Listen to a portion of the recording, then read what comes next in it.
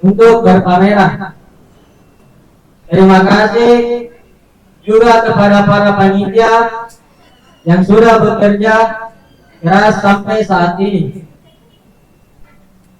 Kami juga tidak lupa berterima kasih kepada teman-teman mahasiswa pendidikan seni rupa yang sempat hadir dan memberikan kami bantuan dalam melaksanakan pameran ini. Demikianlah laporan Ketua Panitia. Billahi fisabilillah wastabiqul khairat. Assalamualaikum warahmatullahi wabarakatuh. Assalamualaikum warahmatullahi wabarakatuh. Yang kami hormati Kaprodi, Bapak dosen dan sempat hadir, Pak Nano dan Bu Roslin. Mungkin juga ada dari komunitas dari luar ya yang hadir. Sempat saya lihat ada beberapa dari komunitas-komunitas luar yang dihadirkan dalam perhelatan hari ini. Alhamdulillahillazi anaman bi nikmatil iman wal Islam wa nusalli wa nusallimu ala khairil aman sayyidina Muhammad wa ala alihi wasahbihi ajmain amma ba'du. Saya ingin bercerita sedikit langsung terhadap sosok perempuan asal Enrekang yang singkat sekali namanya Hajrah, tapi tidak sesingkat dengan pengalaman yang dilaluinya dalam proses akademik ini. Dia ingin menceritakan tentang narasi kehidupannya selama mahasiswa baru sampai selesai. Jadi sebenarnya Hajrah ini ingin mengutip penggal perjalanan akademik yang dilaluinya, dan tentu dari perjalanannya itu banyak hal yang ingin dia ceritakan secara visual.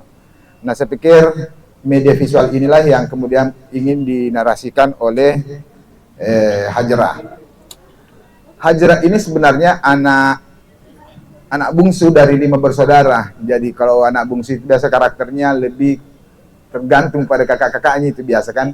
Dan kebetulan memang faktanya segala ongkos-ongkos akademik dan segalanya itu bantuan-bantuan itu dari saudara-saudaranya.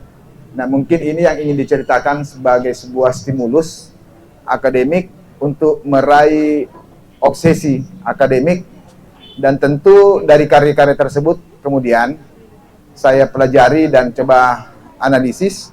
Ternyata sebenarnya apa yang ingin disampaikan Hajrah secara spesifik itu terkait dengan gagasan-gagasan Immanuel Kant ketika dia membahas tentang konsep heterogen dan konsep homogen.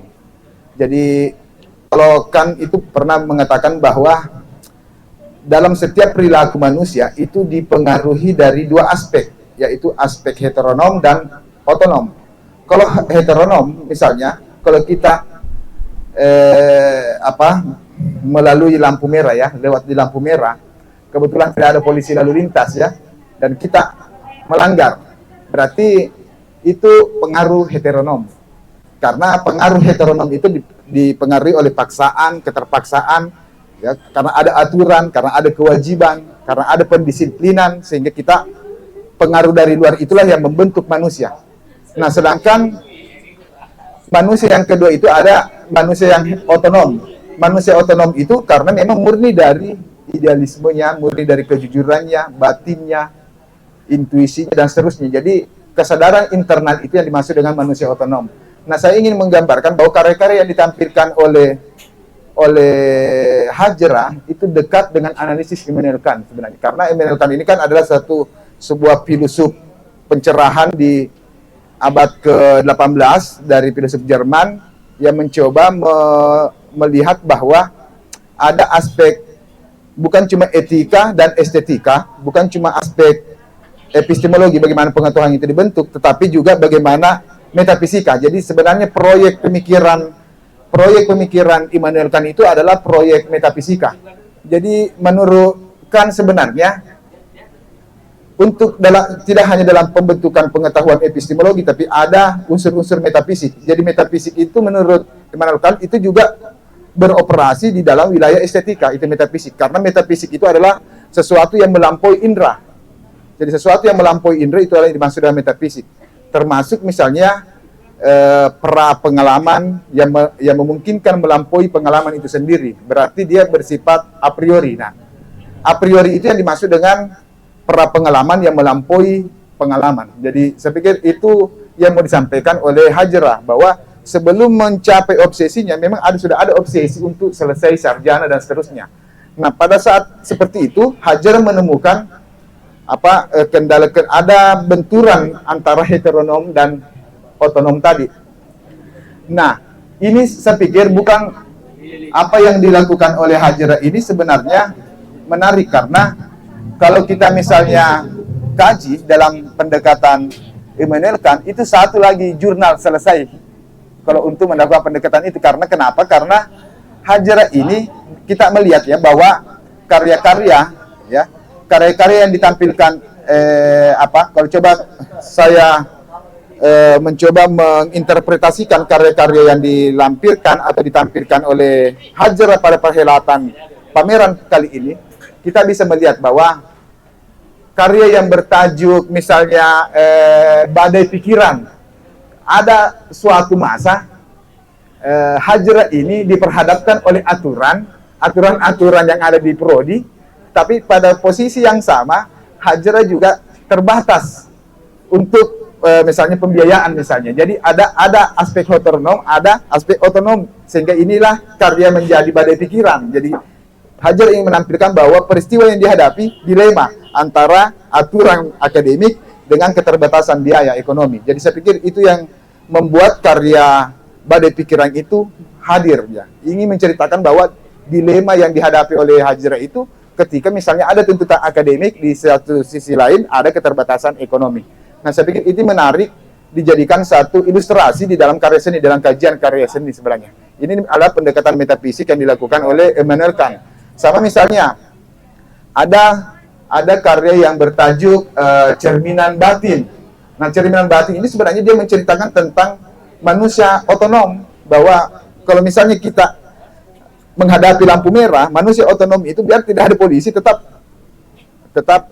berhenti gitu, karena ada dorongan internal. Kalau dorongan eksternal tadi ya pasti melanggar paksaan dan seterusnya. Dan saya pikir semua mahasiswa kita sebagai manusia mengalami aspek seperti itu. Kadang kala ada suatu momen di mana kita dipengaruhi oleh aspek eksternal, dipengaruhi juga aspek internal gitu. Sama misalnya ada karya Hajrah yang bertajuk Stimulus. Nah, kadang kita ingin sarjana karena angkatan kita sudah ada yang sarjana misalnya. Kita ingin misalnya jadi PNS karena ada teman kita bahkan sekamar kita sudah PNS. Nah, itu juga dorongan otonom yang menurut Paul Virilio adalah suatu tindakan inersia dalam psikoanalisis. Jadi inersia itu sebenarnya ada dorongan dari dalam yang membuat kita ingin sama dengan orang lain. Ya, saya pikir itu juga yang ingin diceritakan dalam karya Hajrah tentang stimulus itu.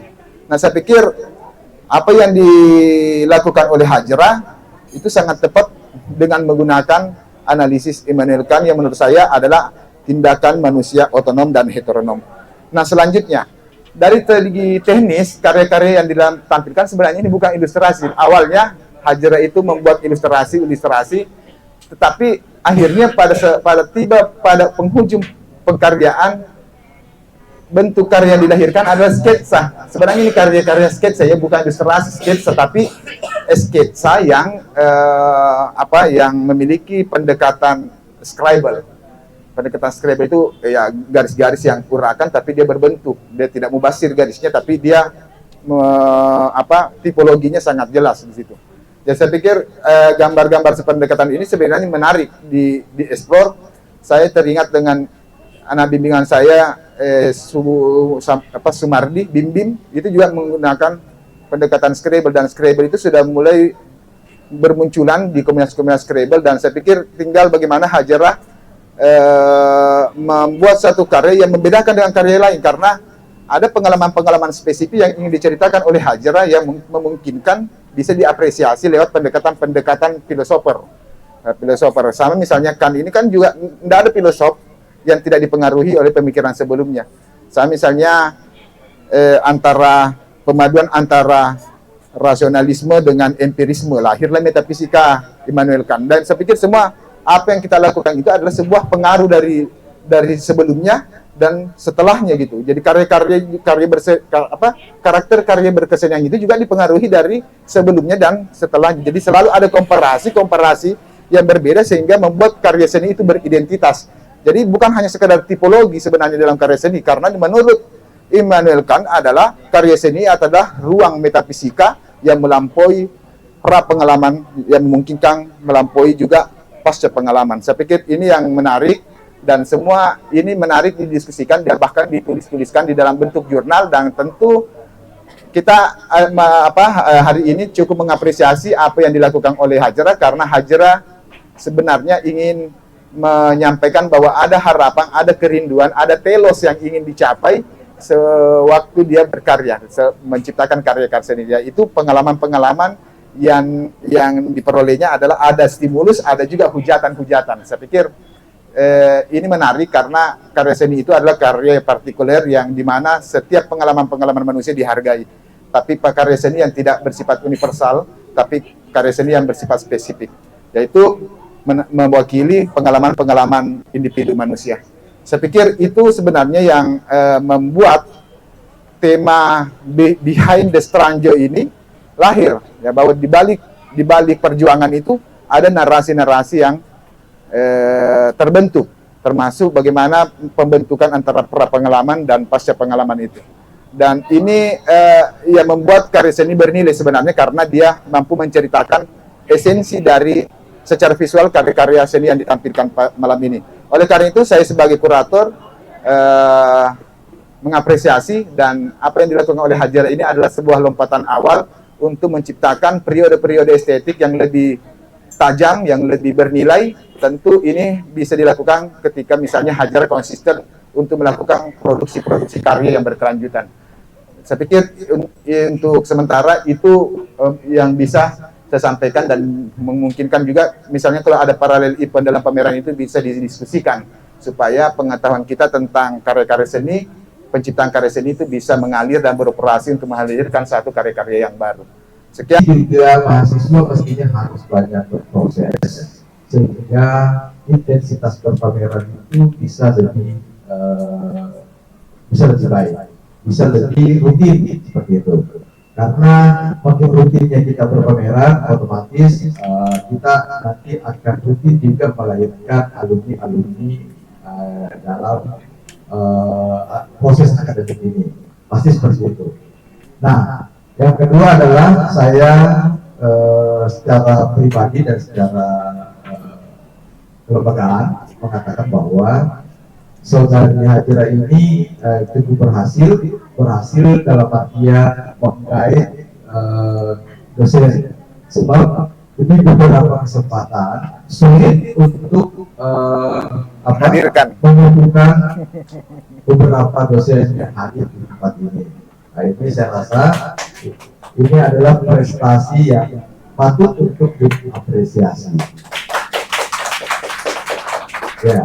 Namun ada beberapa pertimbangan lain juga yang mesti harus kita tanamkan di sini, bahwa pameran ini adalah pameran apresiasi.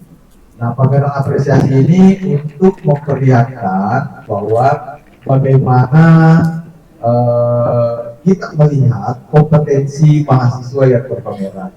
Artinya selama ini dalam proses akademik yang dijalani di dalam pendidikan seni rupa ini, tentu kita bisa melihat sampai sejauh mana kemajuan mahasiswa dalam melahirkan sebuah karya. Nah, itu yang terpenting adalah bahwa luaran daripada prodi pendidikan seni rupa itu pada dasarnya akan menjadi guru profesional di bidang pendidikan seni rupa. Nah, menjadi guru profesional tidak hanya dalam berkarya, dalam proses pelajaran ada banyak hal yang mesti harus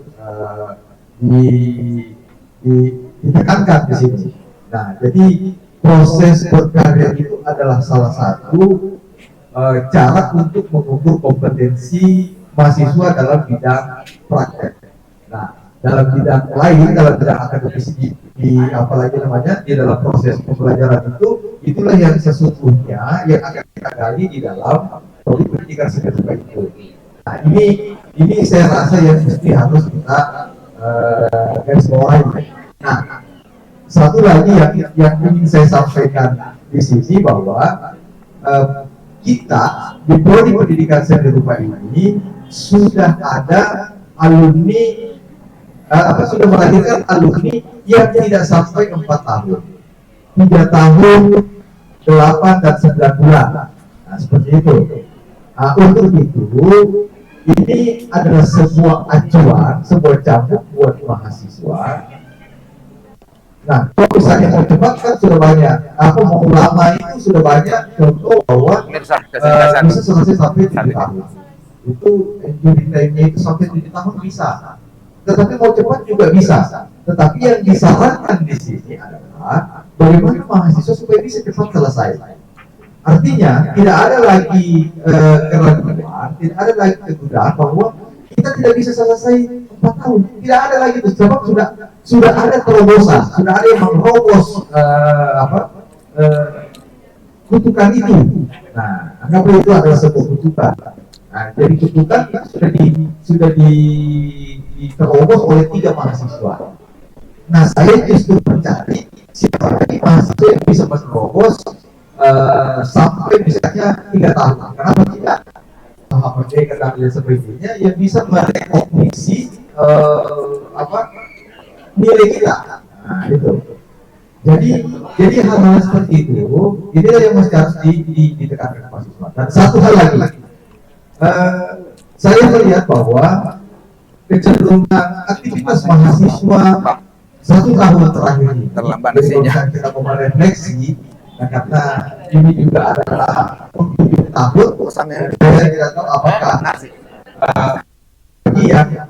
yang pameran setelah ini kayaknya tidak ada. Jadi kemungkinan nanti kita melihat lagi pameran di awal tahun atau di pertengahan tahun. Tetapi untuk di penghujung tahun ini, inilah pameran yang menutup tahun 2023.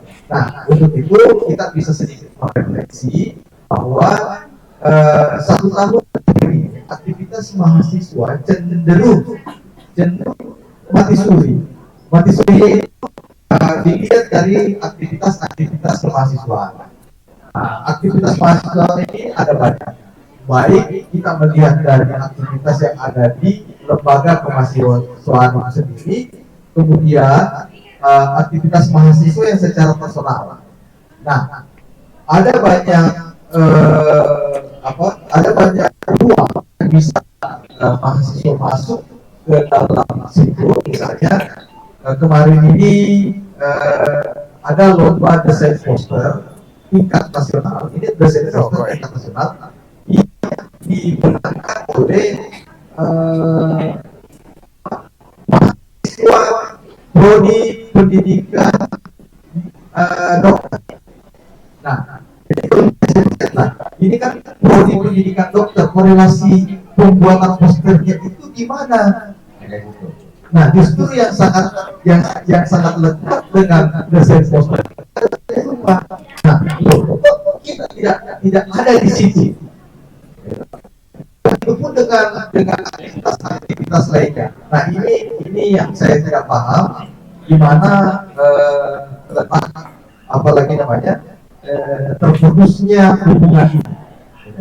Siapa? Nah, kalau tidak beda kan di sini juga ada hadir semua dosen-dosen. Saya kira dosen-dosen akan mampu memberikan pemahaman yang konstruktif dalam membangun mahasiswanya. Bagaimana supaya mahasiswa kita itu betul-betul keluarnya nanti itu bisa memiliki kompetensi sesuai dengan bidang keilmuan. Ini yang saya rasa perlu diperhatikan. Nah, untuk itu, Nah, kayak misalnya ini Berperang, ini berperang. saudari Video-video ke juga keliling-keliling, Ajra. video-video. Nah, karena Suasananya toh. ini seharusnya misalnya pameran itu kan memang idealnya itu pameran tunggal, gitu. Idealnya memang pameran tunggal. Cuma kita di Prodi karena pertimbangan banyak hal, tergantung misalnya apa, termasuk misalnya di dalamnya itu ada materi dan lain sebagainya, itu kita memberi kelonggaran untuk mengadakan pameran bertiga atau misalnya berlima jika memang itu memungkinkan. Tetapi untuk saat sekarang ini maksimalnya itu bertiga. Gitu. Tetapi kalau misalnya kita menunggu sampai 3 atau 5 orang, nah pasti saudari Hajra ini tidak akan selesai tepat waktu. Begitu. Maka dari itu mereka mengambil inisiasi saja untuk melakukan pameran tunggal. Dan pameran tunggal ini yang penting, yang perlu kita cermati bersama bahwa pameran tunggal itu pameran tunggal itu yang sangat ideal untuk prodi bertiga sendiri. Misalnya ada yang pameran tunggal harus diajukan jempol karena itu tadi terkait dengan materi yang paling utama. Nah, kemudian untuk korelasi kerjasama apa dan lain sebagainya, saya rasa korelasi itu